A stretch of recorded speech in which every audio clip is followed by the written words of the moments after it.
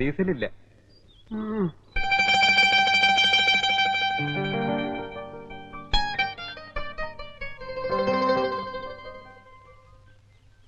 എന്റെ ശ്രീദേവിക്കുട്ടി, ഒരു തുള്ളി ഡീസലില്ല.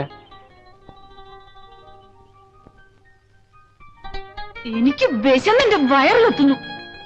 ഇഡലി, ഊത്തപ്പം, വട, സാമ്പാർ, ഓർക്കുമ്പോ തന്നെ എന്ത് രസം അല്ലേ ശ്രീദേവിക്കുട്ടി? അതെ അതെ, നല്ല രസാ. നേരാ നേരാ.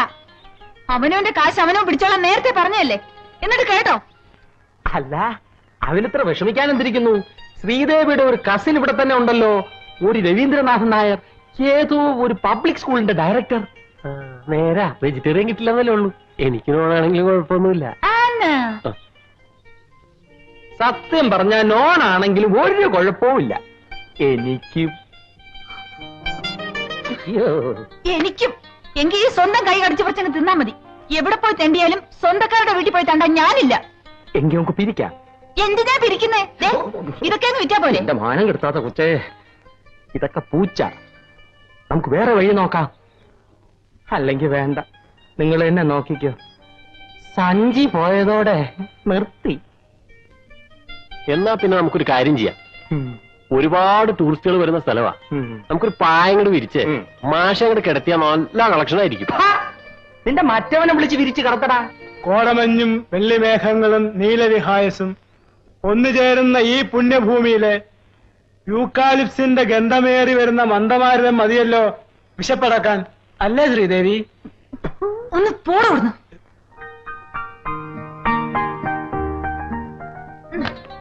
ഏതായാലും നമുക്കൊരു തൊഴിലറിയാലോ, പാടിപ്പിരിക്കാം. എന്താ? പിന്നൊരു കാര്യം, പലതരത്തിലുള്ള ആളുകൾ ഉണ്ടാവും. അതുകൊണ്ട് ആളും തരവും അറിഞ്ഞു പാടിക്കോണം. പിന്നെ ഈ പാട്ടെടുത്ത് പിരിക്കുമ്പോ ട്യൂണിലും എക്സ്പ്രഷൻസിലും അഗാധമായി സെന്റിമെന്റ്സ് വേണം. മനസ്സിലായില്ലല്ലേ? കൊണ്ണീരിലെ ചില്ലറ ഒഴുകി വരൂ. എന്നാലേ തുടക്കം നീലാംബരി തന്നെ ആയിക്കോട്ടെ. പോട്ടിന്റെ കാര്യം ഞങ്ങള് നോക്കിക്കോളാം.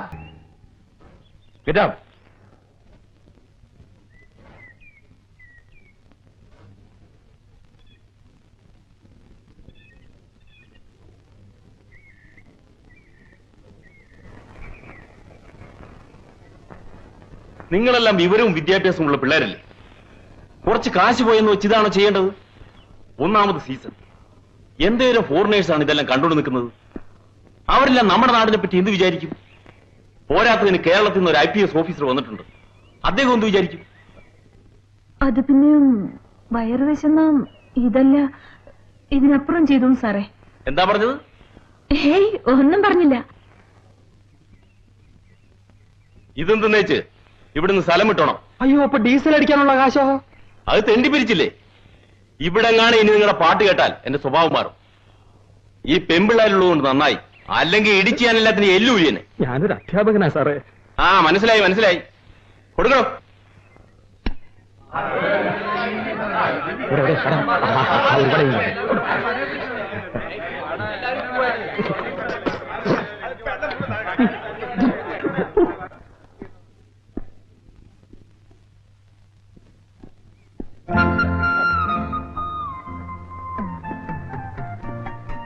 ഞാൻ പോട്ടെ ജോസഫേ. ഓക്കെ. നല്ല വീക്ക് കൊടുക്കുന്നതിന് പകരം ശാപ്പാട്. എന്ത് ചെയ്യാനാ സാറേ, പിള്ളേരല്ലേ. എന്നാ നടു റോട്ടിലെ ശബ്ദം പോട്ട് ഡപ്പാങ്ങുത്താടേ, ഇടിച്ച് പിരുത്തളയും. ജാഗ്രത. എന്തിനാ സാറേ തമിഴ് പറഞ്ഞ് വിഷമിക്കുന്നത്? ഞങ്ങളൊക്കെ മലയാളികളാ. എന്നാലും മലയാളികളുടെ മാനം കളയാൻ. സാറേ സാറേ സാറേ സാർ ഒന്ന് നിക്കണേ. സാറിനോടൊരു കാര്യം ചോദിച്ചോട്ടെ? എന്താ? സാർ കെട്ടിയതാണോ? അല്ല. എന്താ നോട്ടമുണ്ടോ? അയ്യോ, അതിനല്ല. നോക്കിക്കോ, സാറ് കെട്ടാൻ പോകുന്ന പെണ്ണ് ഒരു പാട്ടുകാരിയായിരിക്കും. ശ്രുതി തെറ്റിച്ച് തെറ്റിച്ചു പാടി പാടി സാറിനെ കൊല്ലും. ദേ ദേ നോക്കിക്കേ, കരുനാക്ക.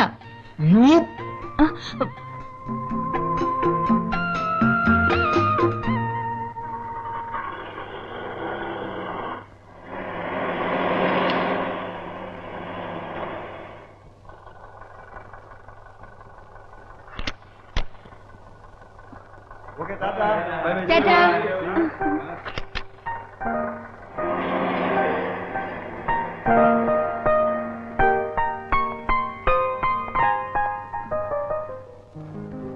രവിയേട്ടൻ വന്നിട്ടുണ്ട്.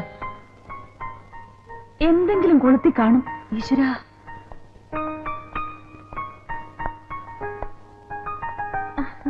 രവിയേട്ടൻ എപ്പോ വന്നു? ചേച്ചിയും കുട്ടികളും വന്നിട്ടില്ലേ?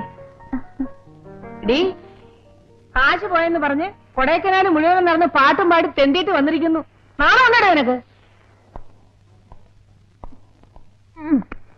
ഓ, അവതാര ലക്ഷ്യം മനസ്സിലായി. ന്യൂസ് കൊണ്ട് വന്നായിരിക്കും. നിനക്കൊന്ന് ഫോൺ ചെയ്യാമായിരുന്നില്ലേ ശ്രീദേവി? ഞങ്ങളൊക്കെ പിന്നെ എന്തിനാ ബന്ധുക്കളാന്നും പറഞ്ഞ് അവിടെ കിടക്കുന്നത്? ഫോൺ ചെയ്യാൻ കാശ് വേണ്ടേ? നമ്മുടെ എസ്റ്റേറ്റ് ബംഗ്ലാവ് അവിടെ കിടപ്പില്ലേടി? അവിടെ പോകാമായിരുന്നില്ലേ നിനക്ക്? അഹങ്കാരമാ അഹങ്കാരം. അച്ഛനില്ലാത്ത കുട്ടിയല്ലേ എന്ന് വിചാരിച്ച് ഞാൻ തന്നെയാ നിന്നെ വളർത്തി ചീത്തയാക്കിയത്. ഒക്കെ തീർന്നോളും. നാളെ അവൻ വരും, പോലീസ്. എന്തിന്? നിന്നെ പെണ്ണ് കാണാൻ. എനിക്ക് പോലീസും പട്ടാളൊന്നും വേണ്ട. ഞാൻ അപ്പോഴേ പറഞ്ഞില്ലേ അമ്മായി, അവക്ക് ഇഷ്ടപ്പെടുകയല്ല. അവക്ക് പറ്റിയത് വല്ല കലാകാരന്മാരുവാ. എനിക്ക് കലാകാരന്മാരൊന്നും വേണ്ട. അതെന്താ? യേശുദാസിന് കിട്ടൂ. യേശുദാസിനെയോ?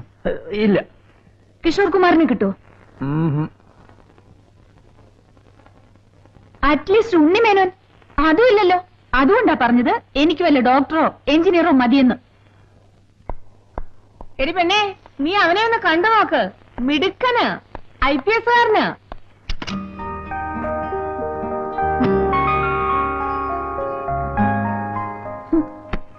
ഞാനെന്താ പോലീസുകാരെ കണ്ടിട്ടുണ്ടോ? ഒരു ദിവസം മുഴുവൻ പോലീസ് സ്റ്റേഷനിൽ കുത്തി ഇരുന്നിട്ടാ വരുന്നത്. എന്നാലും മോള് സ്കൂളിലൊന്ന് വരാതിരുന്നത് രവിച്ചേട്ടന് വലിയ വിഷമമായി പോയി കേട്ടോ. പയ്യനെ മോക്ക് ഇഷ്ടപ്പെട്ടില്ല, കെട്ടണ്ട. നല്ലത് വേറെ വരും. അല്ല, അല്ലെങ്കിൽ തന്നെ നിന്റെ കല്യാണം ഉടനെ നടക്കുന്നത് എനിക്കും വലിയ താല്പര്യമൊന്നുമില്ല. റിസർവ്ഡ് ആയി പോവല്ലോ. ഇപ്പൊ നോ മനസ്സിലാൻ എനിക്കും വല്ലപ്പോഴും വരാം. പുറമ്പോക്ക് കൈയേറാൻ വിദഗ്ധനാണെന്ന് കേട്ടിട്ടുണ്ട്. സ്കൂളും എസ്റ്റേറ്റും ഒക്കെ ആയല്ലോ, 10 പൈസ പോലും ചെലവില്ലാതെ. പക്ഷേ ഈ നോമാൻസ് ലാൻഡ് അങ്ങനല്ല. നാണല്ലല്ലോ രവിച്ചേട്ടാ. മൂത്ത മോളും ഞാനും തമ്മിൽ 4 വയസ്സിന്റെ വ്യത്യാസം. മീൻസ് അമ്പലപ്പറമ്പ് വഴി മുറിബീടി വലിച്ചോണ്ട് നടന്നിരുന്ന കാലം കെട്ടിയിരുന്നെങ്കിൽ സുമയ്ക്ക് എന്റെ പ്രായം.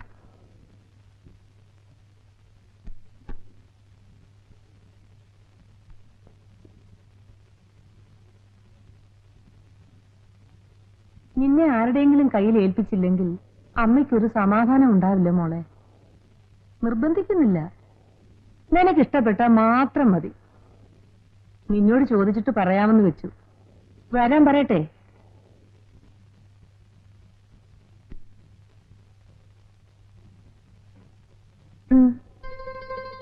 കിടന്നോളൂ. യാത്ര കഴിഞ്ഞ് വന്നതല്ലേ.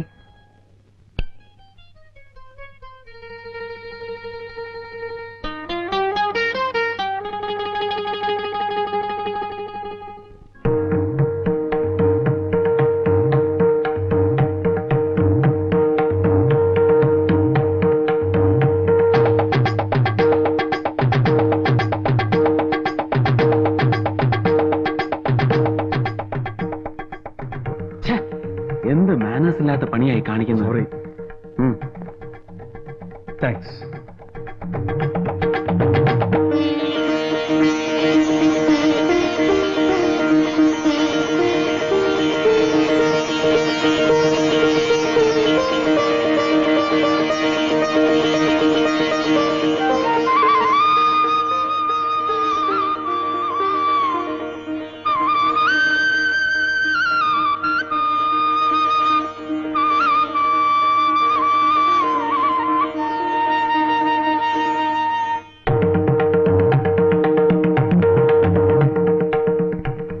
നോക്കിക്കോ, സാറ് കെട്ടാൻ പോകുന്ന പെണ്ണ് ഒരു പാട്ടുകാരിയായിരിക്കും.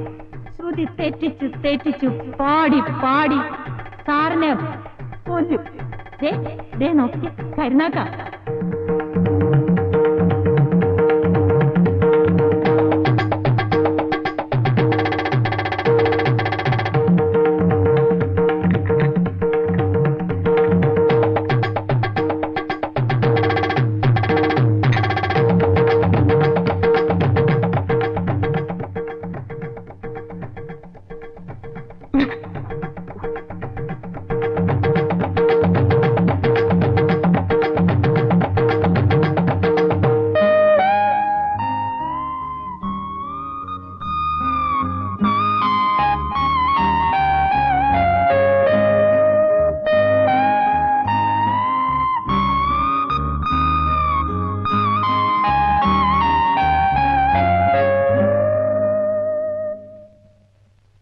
നല്ല തങ്കപ്പെട്ട പയ്യൻ. എന്തൊരു കല, എന്തൊരു വിനയം. നിനക്കിഷ്ടമായിടി മോളെ? ഇവക്കിത് എന്ത് പറ്റി? എടി വേണേ, ഇഷ്ടമായെങ്കിൽ ഇഷ്ടമായെന്ന് പറഞ്ഞാ മതി. അതിന് അയാൾക്ക് ഇഷ്ടമുണ്ടേ. അത് നിനക്കെങ്ങനെ അറിയാം? അവര് സന്തോഷമായിട്ടാണല്ലോ പോയത്.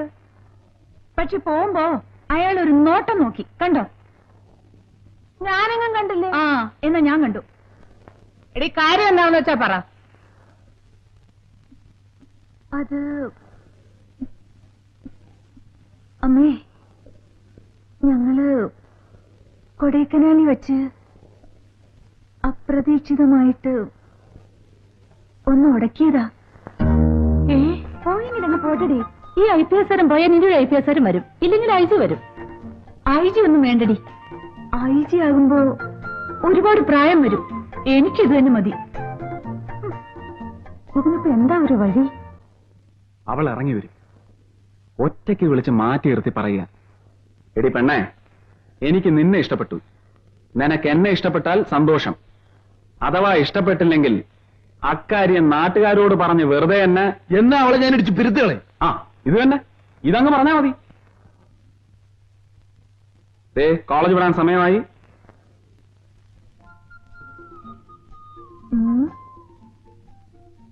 ഞാൻ ഒറ്റയ്ക്ക് അയാളുടെ വീട്ടിൽ പോവാന്ന് പറഞ്ഞാൽ അത് വേണ്ട. എടി നീ കൂടെ വാടി. വേണ്ട വേണ്ട, എന്റെ മോളങ്ങ് തനിയെ പോയാ മതി. നീ ഒറ്റയ്ക്ക് ചെല്ലുന്നതായിരിക്കും അങ്ങേർക്ക് ഇഷ്ടം.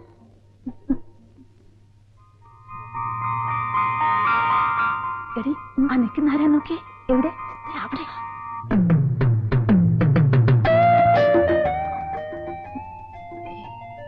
മൈൻഡ് ചെയ്യണ്ട, വേഗം പോരെ. വാ.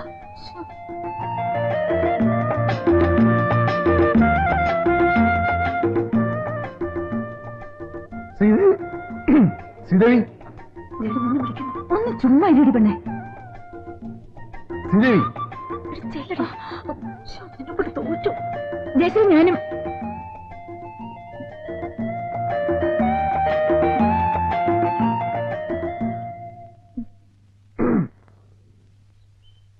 താൻ എന്ത് വിചാരിച്ചാലും ശരി, തന്നെ എനിക്കിഷ്ടമായി. എന്നെ ഇഷ്ടമായില്ലെങ്കിൽ ഇപ്പോ ഇവിടെ വെച്ച് പറഞ്ഞോളാം. വെറുതെ നാട്ടുകാരടുത്തെങ്ങാനും പോയി പറഞ്ഞാലുണ്ടല്ലോ.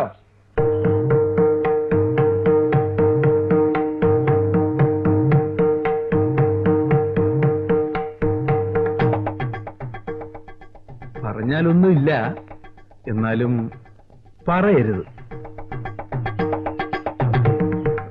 പക്ഷേ എനിക്ക് നിങ്ങളെ ഭയങ്കരമായിട്ട് ഇഷ്ടപ്പെട്ടു.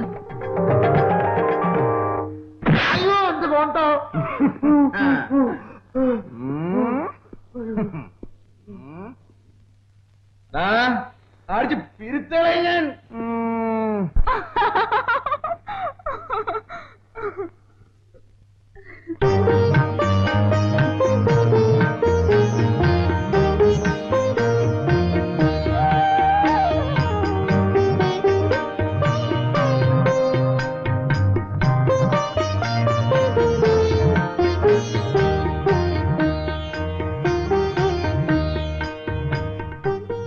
ഇത് നമ്മുടെ ജീവിതം തുടങ്ങല്ലേ. നമുക്കിന്ന് ഉറങ്ങണ്ട. അല്ല, പേടിക്കണ്ട. നമുക്ക് സംസാരിച്ച് പരസ്പരം മനസ്സിലാക്കാം. ഞാൻ എന്റെ സർവീസിലെ ചില വീരസാഹസിക കഥകളൊക്കെ പറയാം. ആ, എന്നെ വധിച്ചാൽ ഞാനും വധിക്കും. ഞാൻ പാട്ടുപാടും. അയ്യോ,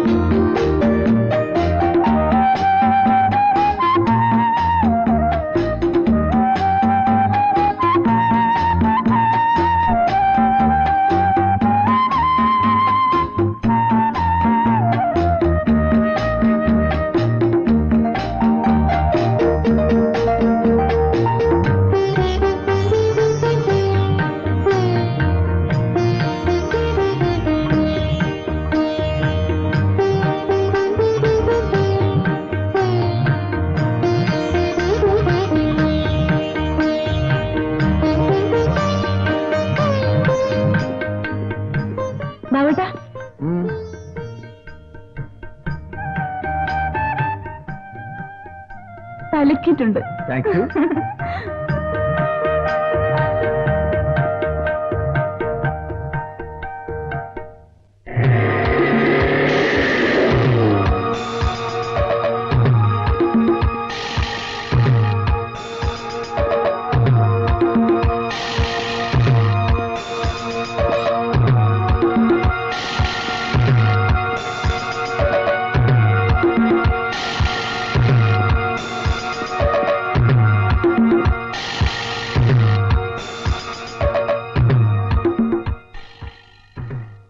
എന്താ മോനെ? ബാബുവേട്ടന് ഒരു അപകടം പറ്റി. എങ്ങനെ? കള്ളക്കടത്തുകാരെ പിന്തുടരുമ്പോ സാറിന്റെ ജീപ്പ് ഒരു കൊക്കയിലേക്ക് മറിഞ്ഞു. 2 പോലീസുകാർ ഉടനെ മരിച്ചു. സാറിനെ മെഡിക്കൽ കോളേജിലെ ഇന്റൻസീവ് കെയർ യൂണിറ്റിൽ അഡ്മിറ്റ് ചെയ്തിരിക്കുകയാണ്. ഭഗവാനെ, എന്റെ കുഞ്ഞിനൊന്നും വരുത്തരുതേ.